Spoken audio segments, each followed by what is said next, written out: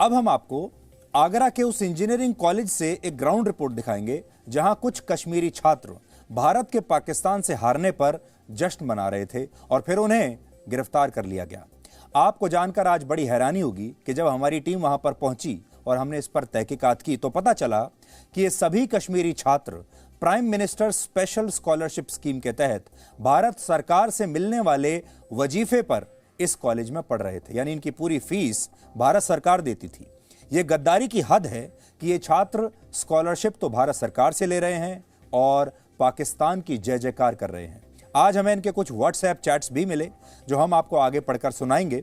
इससे आपको पता चलेगा कि इनके मन में भारत के लिए कितना जहर है, यानी जिस देश में रहते हैं, जिस देश के कॉलेजों में पढ़ते हैं, जिस देश की सरकार से स्कॉलरशिप लेते हैं, उसी देश के लिए इनके मन में कितना जहर है और जो देश इन्हें कुछ नहीं देता नफरत के अलावा, उस देश से इन्हें कितना प्रेम है।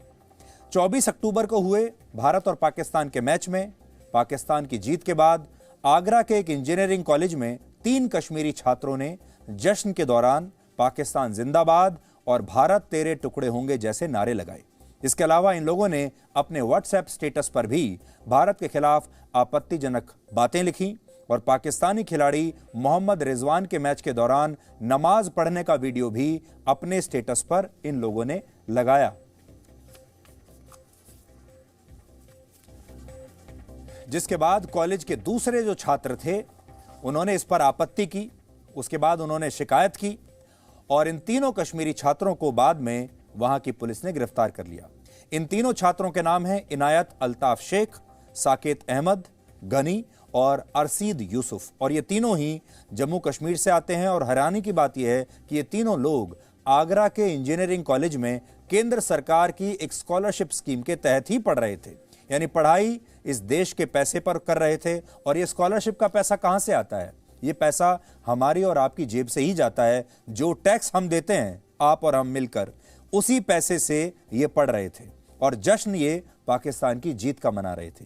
केंद्र सरकार की इस योजना का नाम है prime minister special scholarship scheme और इस स्कीम की शुरुआत वर्ष 2011 में हुई थी जब देश में यूपीए की सरकार थी, प्रधानमंत्री डॉक्टर मनमोहन सिंह थे। और इस स्कीम को शुरू करने का मकसद था जम्मू कश्मीर के युवाओं को देश के दूसरे राज्यों में पढ़ाई करने के समान अवसर देना। और उसी के तहत ये जो छात्र हैं तो ये कश्मीर के, लेकिन उत्तर प्रदेश के आगरा के एक इंजीनियरिंग कॉलेज में एडमिशन दिया गया और इनकी पढ़ाई का खर्चा भी उठाया गया। और तब से लेकर अब तक हर साल औसतन 4 से 5 हजार, फिर से सुन लीजिए, 4 से 5 हजार कश्मीरी छात्र देश के अलग अलग राज्यों के कॉलेजों और यूनिवर्सिटीज में पढ़ने के लिए आते हैं और उनका पैसा भरती है भारत सरकार। इस स्कीम के तहत प्रत्येक छात्र को 2 तरह के फायदे दिए जाते हैं। पहला, उस छात्र की पढ़ाई का सारा खर्च प्रधानमंत्री कार्यालय उठाता है और दूसरा, उस छात्र को मेंटेनेंस फीस के तौर पर हर साल 1 लाख रुपए भी दिए जाते हैं, यानी पूरी फीस माफ और साथ में 1 लाख रुपया भी। यानी 24 अक्टूबर को आगरा के इंजीनियरिंग कॉलेज में जिन 3 कश्मीरी छात्रों ने पाकिस्तान की जीत का जश्न मनाया और भारत विरोधी नारे लगाए, उन सबको प्राइम मिनिस्टर्स ऑफिस, प्रधानमंत्री कार्यालय से हर साल 1 लाख रुपए की आर्थिक मदद मिलती है। यानी इन्हें पढ़ने के लिए पैसा तो इस देश के प्रधानमंत्री से चाहिए, लेकिन ये गुण पाकिस्तान के गाते हैं और उसी प्रधानमंत्री को गाली देते हैं जिसके पैसे पर पढ़ाई कर रहे हैं। और हमें लगता है कि पाकिस्तान की ताकत उसका परमाणु बम नहीं, बल्कि उसकी ताकत भारत में रह रहे ऐसे लोग हैं जो पाकिस्तान की जीत का जश्न मनाते हैं और भारत से गद्दारी करते हैं। आज हम इन लोगों की व्हाट्सएप चैट की कॉपी अपने साथ लेकर आए हैं जिसमें इन्होंने पाकिस्तान की जीत के बाद भारत के लिए आपत्तिजनक बातें लिखी थी। मैं आज आपको वो चैट की जो चैट्स हैं वो पढ़कर मैं सुनाऊंगा और वो आपकी स्क्रीन पर भी हैं, आप देखिए।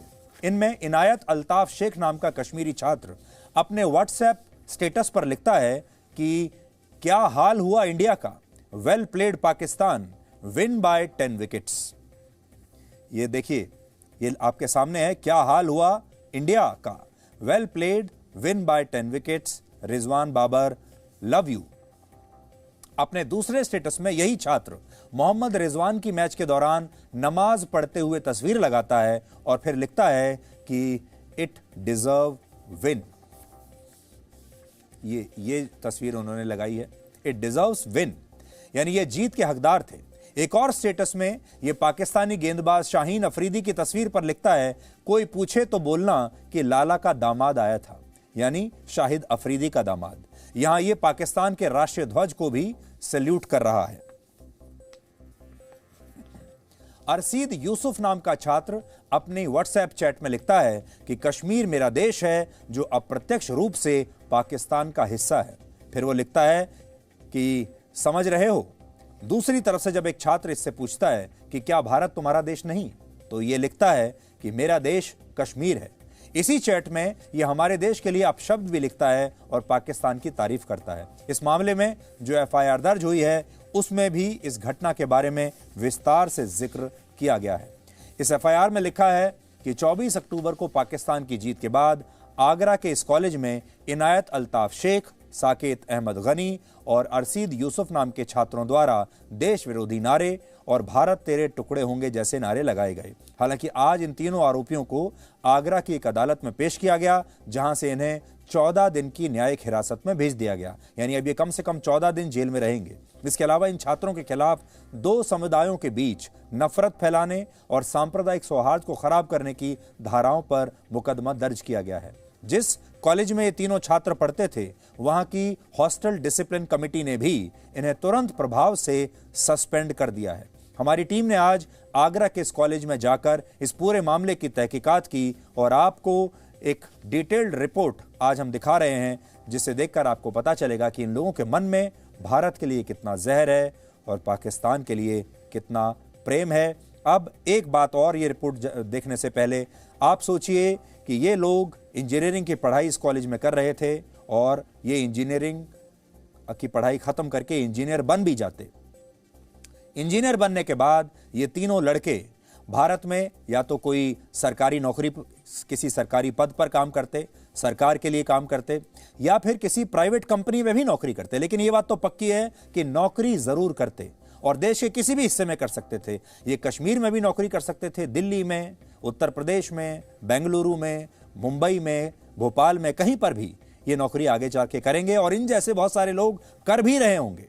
अब आप सोचिए, ये लड़के जहां भी जाकर जो भी काम करेंगे, जो जिम्मेदारी इन्हें दी जाएगी, वो जिम्मेदारी निभाते समय इनके दिमाग में क्या बात चल रही होगी।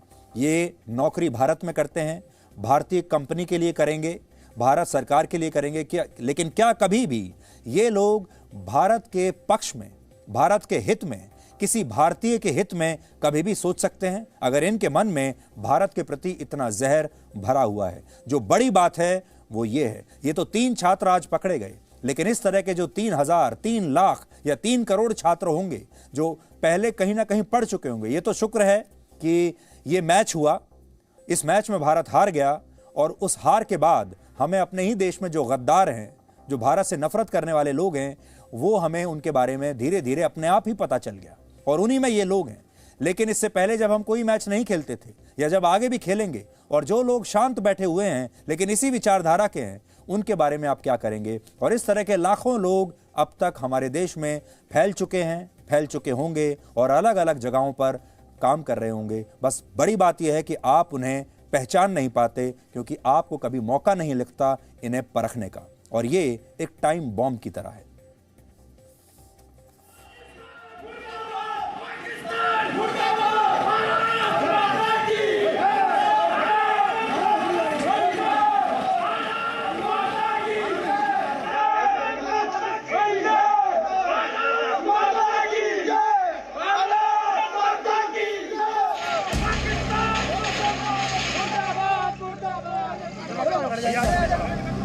सोशल मीडिया पर ऐसी पोस्टों को वायरल करते रहते हैं, जी भी होता है।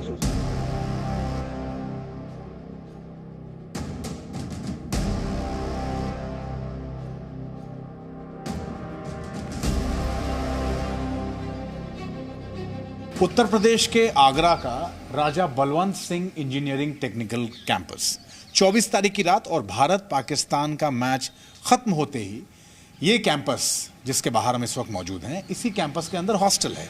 उस हॉस्टल में कुछ छात्रों के बीच में व्हाट्सएप चैट पे इस मैच को लेके कुछ ऐसी टिप्पणी की गई जो आपत्तिजनक थी और जिसमें उन्होंने भारत को लेके दोनों देशों के बीच मैच को लेके कोई ऐसी इस तरह की कोई बातचीत की जो तुरंत लोगों के बीच वायरल हुई। उसका पता चला एडमिनिस्ट्रेशन को, जो कैंपस का एडमिनिस्ट्रेशन है, और उसके बाद यहाँ क्या हुआ जरा यहाँ के लोगों से भी बातचीत करते हैं और ये समझने की कोशिश करते हैं कि उस रात यानी कि 24 तारीख को भारत और पाकिस्तान के बीच जो क्रिकेट मैच था उसके खत्म होने के बाद आखिरकार क्या हुआ। कुछ पाकिस्तान जो उस दिन मैच जीता था, उस मैच को जीतने के बाद हमारे यहाँ कुछ कश्मीरी स्टूडेंट पढ़ते हैं प्रधानमंत्री की स्पेशल स्कॉलरशिप स्कीम के तहत।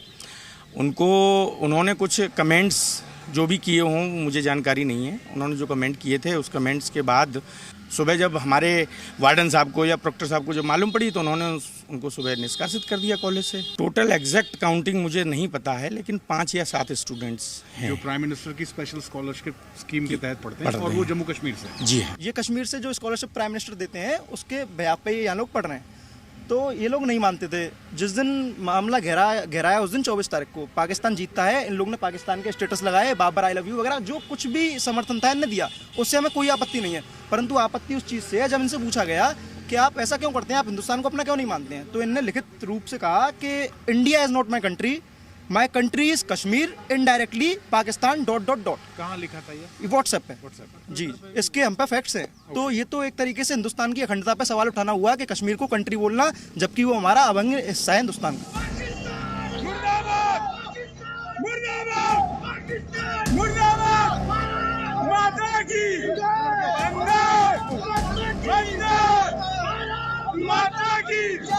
इस देश के प्रधानमंत्री की उस विशेष योजना के तहत वो यहाँ पढ़ने आए थे और उसी के तहत उनका यहाँ एनरोलमेंट हुआ था। उसी के तहत एक विशेष स्कॉलरशिप यानी कि उसमें उन्हें बहुत सारी सुविधाएं मिलती होंगी, उसमें उन्हें फीस में भी माफ़ी मिलती होगी, उसमें अलग अलग तरीके का जो कहते हैं आपको सब्सिडीज़ मिलती हैं, पढ़ाई के दौरान भी आपको बहुत तरह की छूट मिलती है। आने जाने की का जो किराया होता है, आने जाने का जो खर्चा होता है, उसको भी सरकार वहन करती है, प्रधानमंत्री कोष से उसको वहन किया जाता है। तो सोचिए, जिस देश की शिक्षा व्यवस्था में, जिस देश के पैसों पे वो स्टूडेंट्स यहाँ पढ़ रहे थे, जिन पैसों को खर्च करके उन्हें एक विशेष योजना के तहत यहाँ पढ़ाया जा रहा था, उस भारत के बारे में, उस देश के बारे में उनकी सोच क्या थी और वो सोच किस तरीके से बाहर आई, और उस सोच के बाहर आने के बाद जो कंसिक्वेंसेस थे वो ये थे जो आप सबको पता है।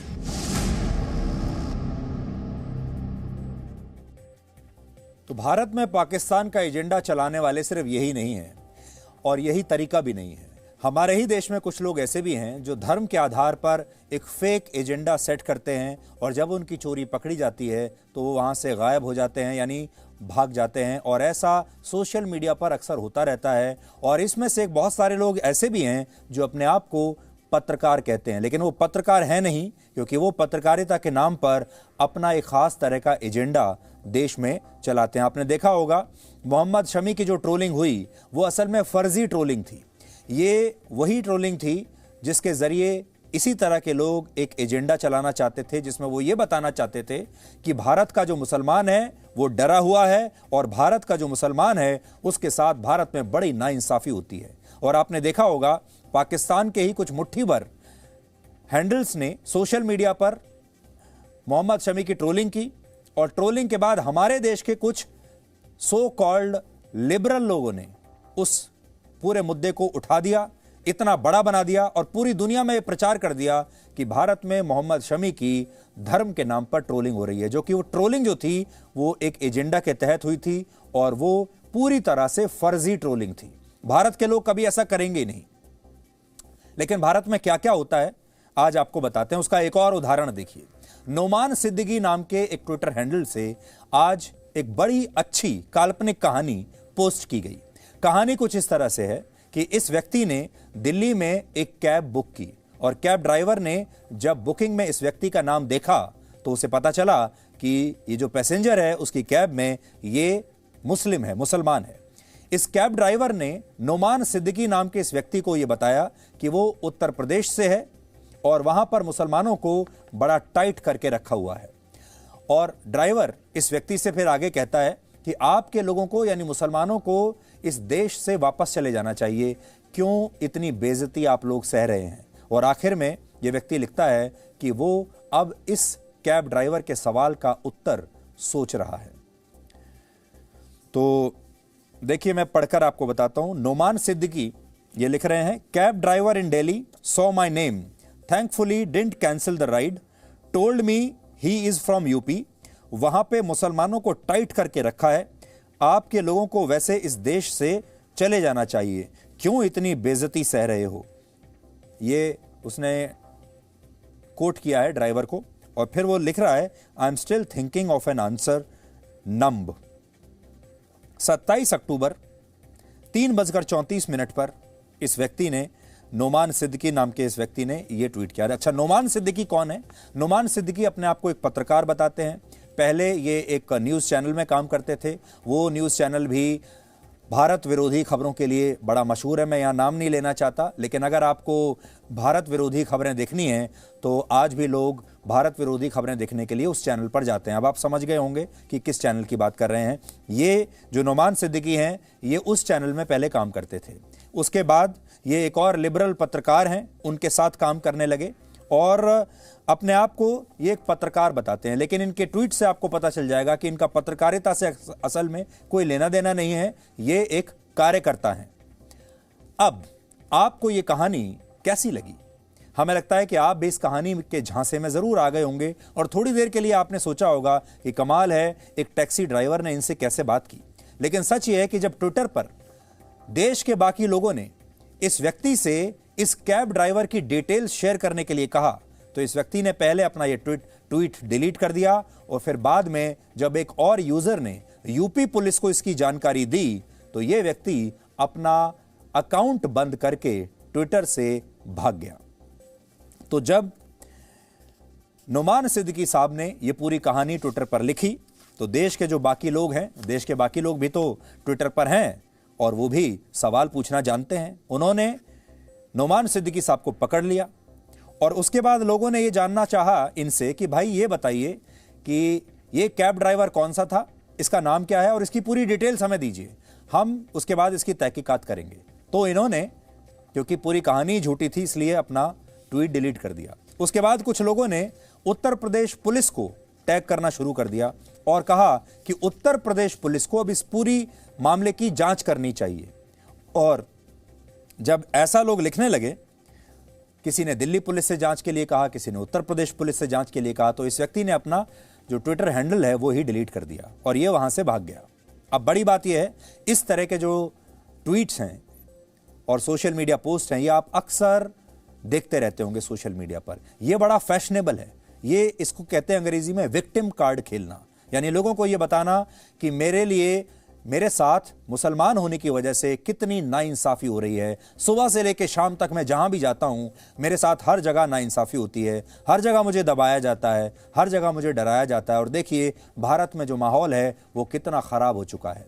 ये बताने की कोशिश करते हैं और ये सारी काल्पनिक कहानी होती है। और जब पकड़े गए तो इन्होंने आज अपना ये ट्विटर हैंडल ही डिलीट कर दिया। इसलिए ये बात वैसे तो ऐसी नहीं थी कि आपके सामने हम लाएं, लेकिन आज इसका एक बहुत बड़ा महत्व है और आज हम ये मांग करते हैं कि दिल्ली पुलिस को और उत्तर प्रदेश की पुलिस को, आजकल तो सारे टूल्स आ गए हैं, टेक्नोलॉजी इतनी आगे बढ़ गई है, ये नोमान सिद्दीकी नाम का जो व्यक्ति है और ये नोमान सिद्दीकी नाम से ही इसका ट्विटर हैंडल पर अकाउंट था जो आपकी स्क्रीन पर है, इसकी जांच करनी चाहिए और यह पता लगाया जाना चाहिए कि इसने जो ये ट्वीट किया है ये गलत था या सही था। अगर सही था तो फिर उस कैब ड्राइवर के बारे में जांच करनी चाहिए और उसे पकड़ना चाहिए कि उसने ऐसी बात क्यों कही।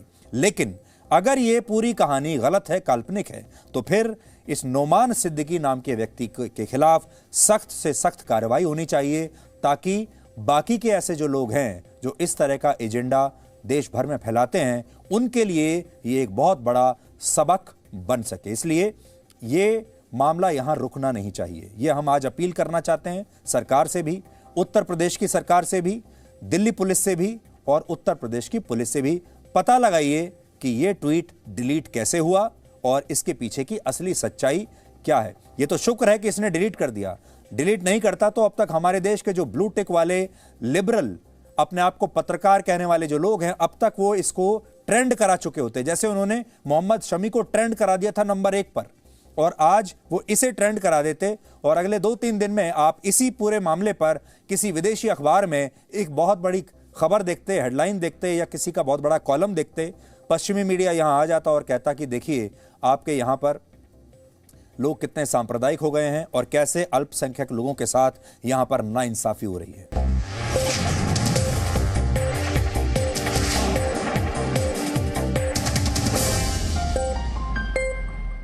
Presenting B News app, available on Google Play and App Store. Download it now.